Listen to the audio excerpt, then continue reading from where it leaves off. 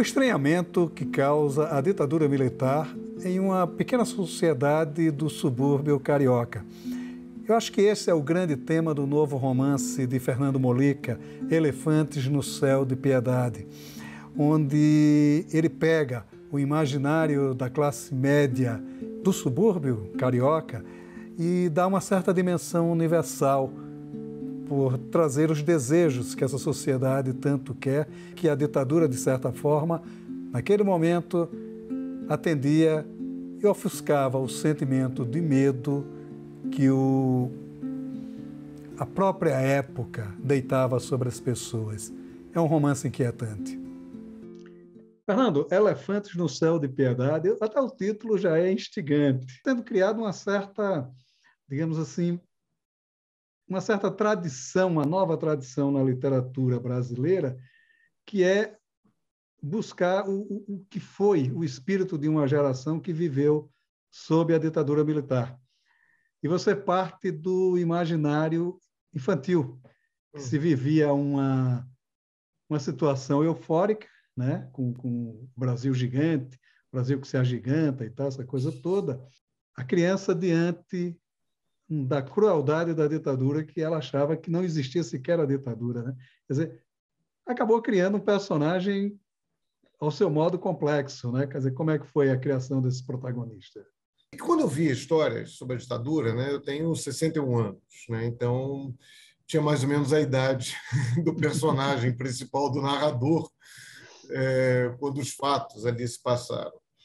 Então, vivenciei muito aquele período e a minha própria visão sobre a ditadura foi mudando ao longo do tempo, né? Então, eu tinha uma determinada visão e, aos poucos, você vai ficando adulto, vai estudando, vai vivendo, tal.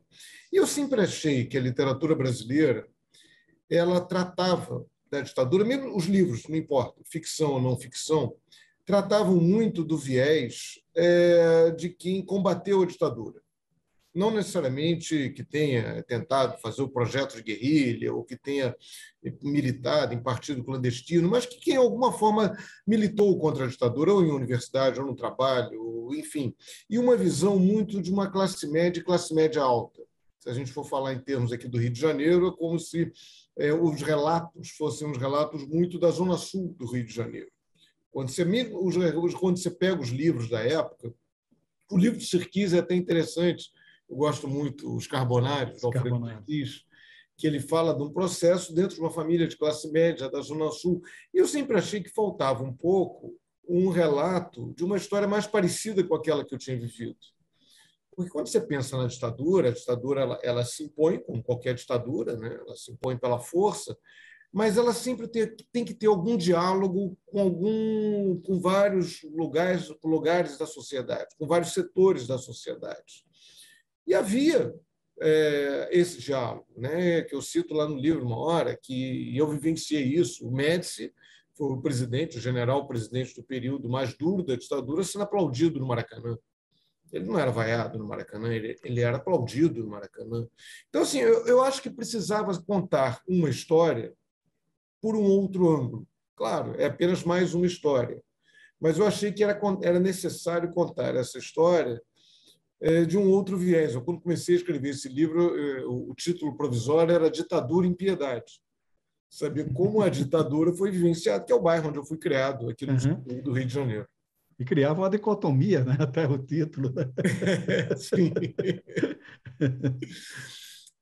Então, assim, foi esse, o ponto de partida foi esse. Era contar uma história de um menino que vivia numa família que gostava da ditadura. E a ditadura coincidiu com o período do milagre. As pessoas, não foi só o Brasil que era grande, houve um boom da Bolsa de Valores, uma inserção no mercado de consumo, um outro padrão de consumo que havia no Brasil naquele momento, que deixou muita gente feliz. E havia até um projeto de certa forma, popularizar os ditadores na época, né? Aquela história do próprio, né, Médici com o raidinho de pilha no Maracanã, Sim. que resultou numa caricatura fantástica do Laureano, salvo engano, né? Que ele fez um gorila assim, com aquele radinho de pilha e tal. Né? E há também essa visão interessantíssima, porque, pelo menos ali no primeiro momento, e a gente está falando ali dos anos 70, né? Início dos anos 70, 71, 72, por aí, havia uma determinada classe que tinha simpatia pela ditadura, Sim. né? Tinha simpatia exatamente por ter, de certa forma, promovido uma espécie de ascensão social, que é o que você discute muito no romance, mas essa mesma população está afetada pela determinante dos seus jovens, né? Que estão, de certa forma, brigando contra a ditadura e eles ficam numa encruzilhada, né? Quer dizer, você trabalhou muito também nessa encruzilhada, né?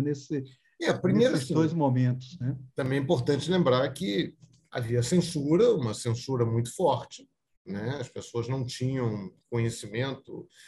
Os jornais, que na época eram muito mais importantes, né? Os jornais impressos, não havia internet, obviamente, mas havia uma censura muito brava, né? Na televisão, no cinema. A gente ia ao cinema, hoje que quem tem menos de 40 anos não consegue, vai rir disso, né? A gente ia ver um filme, a primeira coisa que se projetava no cinema era o certificado de censura, dizendo que o filme tinha sido aprovado pela censura.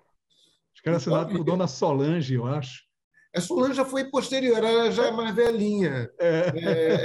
Outro dia eu vi que ela morreu, mas ela já foi naquele período final da ditadura. Mas ela virou até personagem, Solange, virou até música, né? Solonely, que aí ele cantava Solange, não sei mais o que cantava. Mas, enfim. Mas havia, sim, aquele momento. Primeiro, que tem o pré-64, assustou muita gente, né? Uma classe média que ficou com medo, né? Que era a história das greves, das lutas sociais, de todo aquele processo. Isso deixava muita gente com medo. Tem uma passagem que eu até uso no livro que minha mãe conta. Eu tinha 3 anos, em 64. Então, ela conta que, com medo da, abre aspas, bagunça, fecha aspas, o meu pai, meu pai tinha um filho pequeno em casa, então ele estocou comida, com medo que aquilo pudesse haver desabastecimento e tal. Então, no momento que você tem um golpe, um setor importante, eu gosto muito da definição mais atual que fala em ditadura civil-militar. Ela não foi apenas militar, ela foi civil, teve amplo apoio de setores importantes da sociedade civil. E aí passa aquele primeiro momento, depois vem a história de um crescimento econômico, milagre brasileiro, os empréstimos que o governo fez, que fazia no exterior, na época, um dólar barato, gasolina barata, petróleo barato, que isso representou um momento de ascensão ali no início dos anos 70. Teve TV a cores, que é de 72, né? Eu lembro do primeiro aparelho de TV a cores que a gente comprou lá para casa, um troço imenso, grande papu. E a ideia do Brasil que vai para frente, do Brasil que cresce, e as pessoas estavam com mais dinheiro, as pessoas que eu digo, uma determinada classe média. Claro que o golpe e a ditadura foi muito cruel com os setores do operariado, setores mais pobres, e era um país mais rural do que urbano. As cidades, as pessoas falam, mas na época não tinha tanta violência. Primeiro, defina violência, né? Segundo, não havia esse processo de urbanização cruel que o Brasil passou nos últimos 30, 40 anos. Foi muito... As periferias incharam, os morros, as favelas incharam, as contradições ficaram mais evidentes. Mas, enfim, era uma sociedade contraditória. Era como qualquer sociedade. O que eu queria tentar contar nessa história era uma história de contradições, como essa que você se referiu, dos pais e filhos. E isso fica, de certa forma, o título ele tem muito essa busca dessa contradição, né? Quer dizer, aquela famosa piada dos mineiros que veem o elefante voando e que não querem se comprometer, como todo bom mineiro, né? O Altran Dourado contava uma história ótima que alguém chegou para eles. Altran, o que é que você vai fazer hoje à noite? Eles, em tese, nada. Né? Que você me chamou. Eu sou filho de mineiro, né? O meu pai é mineiro, lá da região de Viçosa, de Minas. Uhum. Então, essa lógica mineira, quando me contaram essa piada, foi até um amigo mineiro que me contou essa piada há muitos anos, o Aziz, e aí, quando eu via meus primos, meus tios nessa piada, porque é aquela lógica muito delicada, é uma lógica que você não necessariamente está vendo aquilo que você está vendo, você vê, mas diz que não vê, tem medo daquilo que você vai dizer, calma. E assim, eu queria assim, um pouco. Quando eu lembrei da piada, falei: caramba, isso vai ser meio bússola para o livro. Eu usei muito essa piada como uma referência e essa história. Tá na tua frente e você não quer ver. Há um aspecto também no livro que me chama muita atenção, me chamou muita atenção, que é a visão do subúrbio. Há um certo mito de que o Rio é a Zona Sul, e não é, né? Então, Então, quer dizer, quando você traz para a ficção o mundo, e na época era o mundo suburbano de fato, né? Que foi, de certa forma, ironizado pelo Nelson Rodrigues. O Nelson Rodrigues exagera aquela visão suburbana. Na verdade, havia uma crença e havia uma ideologia suburbana, né? Que o Brasil não se deu conta dela, pelo menos nos relatos que a gente tem. Quer dizer, houve essa intenção de trazer essa certa ideologia suburbana para analisar. o subúrbio do Rio é engraçado, né? Se você pensar a cultura carioca, o que a gente conhece como cultura carioca, as bases são suburbanos. Né? O samba nasceu ali, o samba, como a gente conhece, esse formato, nasceu no Estácio, que é uma área próxima ali do centro da cidade, teve uma participação importante do centro, mas as escolas de samba, praticamente todas, quase todas, estão no subúrbio do Rio. Né? Os grandes compositores foram suburbanos, ou são suburbanos, têm origem no subúrbio do Rio. Tem toda uma tradição do Rio de Janeiro cultural, a Festa da Penha, né? No subúrbio do Rio. Então, isso tem um dado muito importante, que é muito relevante na cultura carioca, na cultura brasileira, né, por extensão, no momento que a cultura, né, que dialoga muito com o Brasil e, em muitos momentos, representa, é vista como uma das representantes, né, do Brasil. Só que, a partir, talvez, ali do fim dos anos 50, início dos anos 60, a Zona Sul começou a pegar as rédeas desse comando. A gente está vendo agora esse seriado ótimo sobre a Nara Leão, é aquele momento em que o samba é refeito de uma outra forma, com a, né, famosa até a música, a influência do jazz. Você tira um pouco o foco do subúrbio e começa a jogar o foco na zona sul do Rio de Janeiro. Tem um livro do Gilberto Velho que ele fala, um livro antigo, Utopia Urbana, de como muitas pessoas saíam de casas grandes do subúrbio e iam morar em conjugados na Zona Sul, porque a moda era para a Zona Sul. Então, a Zona Sul do Rio foi ganhando um destaque e foi ganhando, sendo uma referência para todo mundo. Ipanema é referência, o Pasquim, falei na Bossa Nova, o Cinema Novo, os cinemas da Zona Sul, os bares, os teatros da Zona Sul. Isso foi meio que sufocando o subúrbio. E isso vai gerando um não reconhecimento muito complicado. Eu fui criado em Piedade. Ali, em Piedade, Euclides da Cunha foi morto. Certo? Foi morto a, sei lá, 500 metros, 600 metros de onde eu morava. Sabe quando é que eu fui descobrir isso? Fui descobrir isso depois de 30 anos de idade.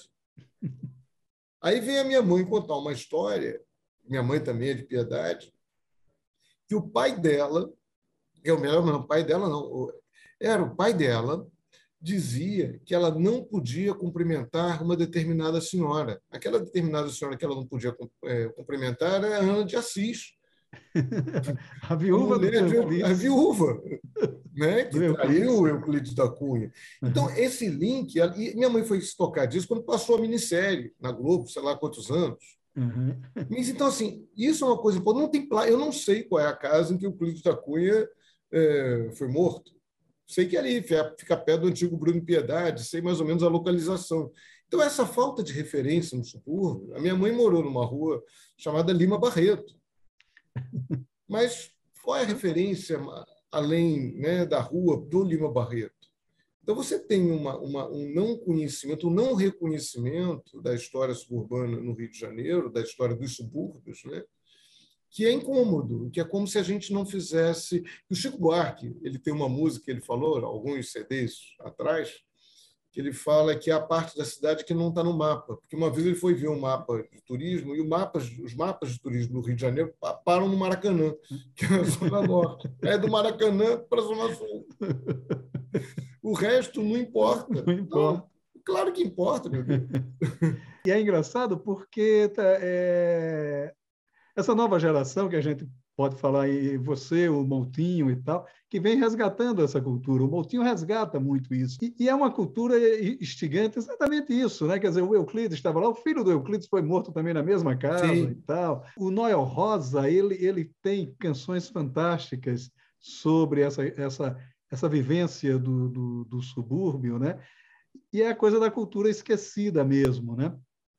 O livro ele resgata, inclusive, um período interessante ali, que é o que define uma ascensão social naquela sociedade, né? Naquele microcosmo, né? A compra de um Opala. E é interessante porque o livro, num determinado momento, diz que até o Opala passou. Né? Ele tornou-se algo velho, né? Algo, né? Quer dizer, também como é que foi trabalhar... Vem a crise de petróleo também, né? Exatamente. Pensava até em comprar um Dodge, mas o Dodge comia mais gasolina e Dodge tal. Era um bebê, né? 4 quilômetros com litro, 8 cilindros, era um escândalo. Né? Esses detalhes, né, que estão presentes e essa lógica de ascensão, ela é muito importante como é que se vive. Claro, as pessoas, de alguma maneira, as pessoas querem ascender de alguma maneira ou de outra. Se o cara vai ser professor, vai entrar na universidade, quer fazer uma carreira acadêmica, ele quer fazer o doutorado, quer fazer a carreira na universidade, chegar a professor titular, se ele quer... Enfim, eu, quando comecei em jornal, eu queria ganhar mais. Né? Você também, né? Todos nós. Né? Ninguém, não, eu quero ganhar menos. Ninguém diz isso. E, naquele momento, houve essa junção. Houve ali claro, censura, ditadura, medo. Todo mundo sabia que tinha uma ditadura, claro.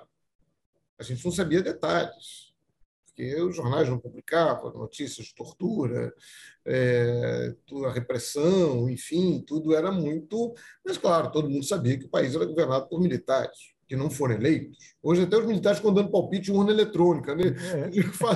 Pô, eles não gostam de eleição. Só no Brasil, para botar militar para dar palpite em urna. Quando eles assumiram o governo, eles acabaram com a eleição. Mas havia esse sentimento. O país vai melhorar, a gente vai estudar. E a lógica do consumo. Basicamente, antigamente, só tinha Fusca. Na hora que vem o Opala, ele é um símbolo muito forte. Então, isso representa... Você não pode negar a importância para uma família suburbana, naquele momento, comprar um carro como um Opala. E era um momento que o subúrbio não era tão associado à violência. Era mais comum você ter pessoas que tinham uma grana, famílias que tinham lá uma grana, tal, médico, ou mesmo meu pai, contador, que escolhiam morar no subúrbio. O pai do Moutinho era comerciante em Madureira. O meu pai, durante muito tempo, teve um escritório de contabilidade em Cascadura. Eu acho até engraçado o pai do Moutinho não ter sido cliente do meu pai no escritório. Mas era uma classe média ascendente, uma classe média que começa por baixo, vai ali, e queria continuar morando ali. Não era obrigada, aspas, a ir para a Zona Sul, ou ir para Tijuca, que era algo mais próximo, né, do universo suburbano. Mas a Nelly da Pion, ela diz uma coisa interessante, né? Ela diz que conheceu a alma, né, humana, né, a alma do homem, no subúrbio, né, em Vila Isabel, que ela é de Vila Isabel, né? Ela foi criada em Vila Isabel também, né? Por conta que as relações eram mais honestas, enfim, mais generosas uma com a outra, e que talvez isso tenha formado o caráter dela, né? E que isso reflete nos livros dela. Quer dizer, você também percebia essa sutileza, essa... Tinha um dado da casa, né? Em Vila Isabel é meio transição, né? Já é a zona norte do Rio, já é uma espécie de pré-Tijuca dentro da hierarquia do mercado imobiliário do Rio de Janeiro, dentro de uma valoração do senso comum. Então, a Vila Isabel tem um pé no subúrbio, mas já tem um pé ali na Tijuca, que já é um universo de classe média mais tradicional, até tinha um viés mais conservador, origem do não origem do lacerdismo, mas onde então o governador Lacerda tinha muito apoio. Mas você tinha, primeiro, as casas. As pessoas moravam em casas. Eu, por acaso, morei em apartamento, depois voltei a morar numa casa. Então, você tem a lógica da vizinhança, tem a lógica na cadeira, na calçada.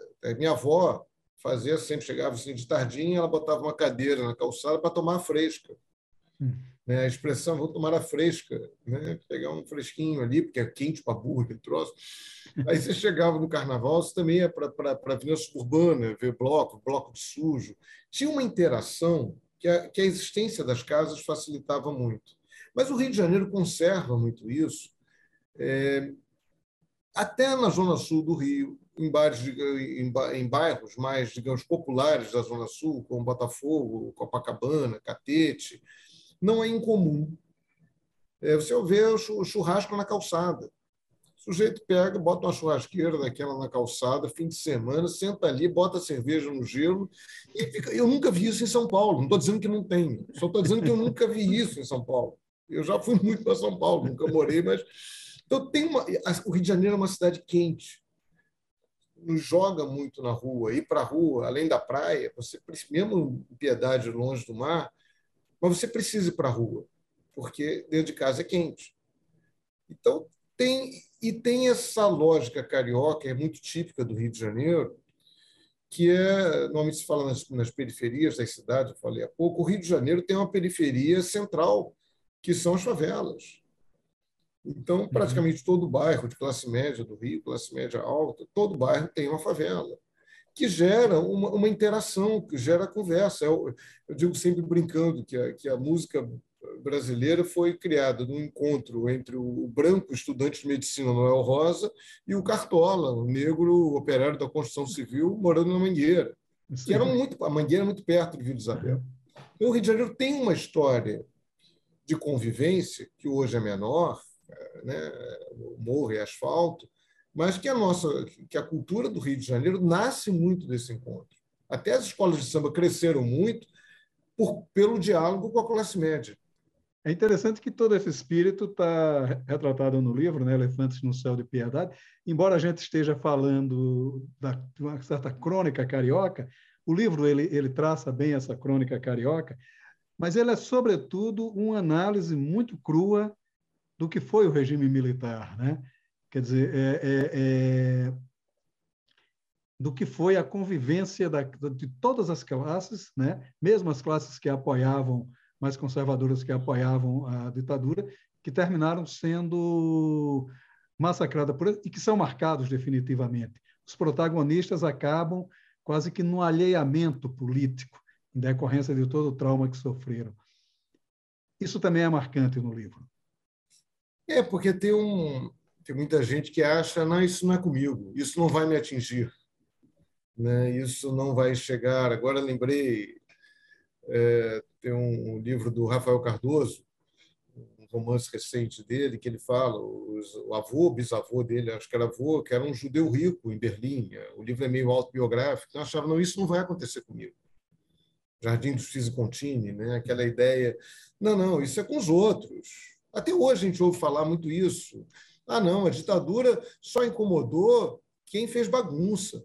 Quem estava quieto, quem estava trabalhando, não sofreu as consequências. Não, todos sofremos as consequências, direto ou indiretamente.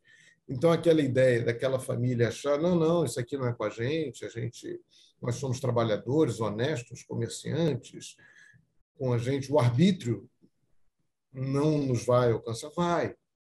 O arbítrio sempre alcança, ele sempre marca, ele é cruel, porque você não tem o direito de se defender.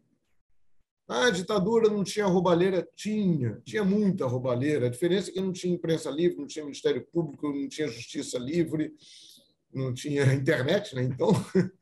Então, assim, ao contrário, a ditadura é o paraíso dos corruptos. Então, é essa família que eu queria trabalhar muito esse sentimento, que não eram safados que gostavam da ditadura, não, eram pessoas que que acham que era aquilo mesmo, não são más pessoas. Né? A ditadura chegou ao ponto, e eu acho que isso é o paroxismo da censura, escondeu um surto de meningite que houve no Brasil. Sim. Né? Quer dizer, as pessoas estavam morrendo, as pessoas estavam tendo problema, mas eles diziam que não tinha meningite. Né? Quer dizer, demorou para o governo admitir isso. Né? Então, quer dizer, foi um momento muito cruel e que está muito bem retratado no livro. Né? Maravilha. E aí, novos projetos? Já voltou a escrever? Porque você tem uma obra bem consistente já como romancista. Cara, esse ano estou fazendo 20 anos, vai fazer 20 anos a publicação do meu primeiro romance, que foi o Notícias do Mirandão, exatamente há 20 anos. Então, é interessante ali, mantém uma certa regularidade. Agora, demorou um pouquinho, né? Entre esse livro e o anterior, acho que foram 6 anos. E eu estou querendo agora publicar um livro de contos, que fui finalizando assim, devagarzinho, às vezes atendendo algumas demandas, outras vezes por iniciativa própria. E eu estou achando que está... Eu estou gostando de concentrar mais. Até meus livros estão ficando menores. Eu acho que os livros já eram maiores, aos poucos vão ficando menores, talvez. Eu estou gostando muito dessa ideia de... Enfim, estou fechando aí um livro, espero publicar em breve, ou esse ano, no ano que vem, um livro de contos. Maravilha. Olega, muito obrigado pela sua participação aqui no Leituras. Eu que agradeço, Maurício. Um grande abraço para todo mundo aí.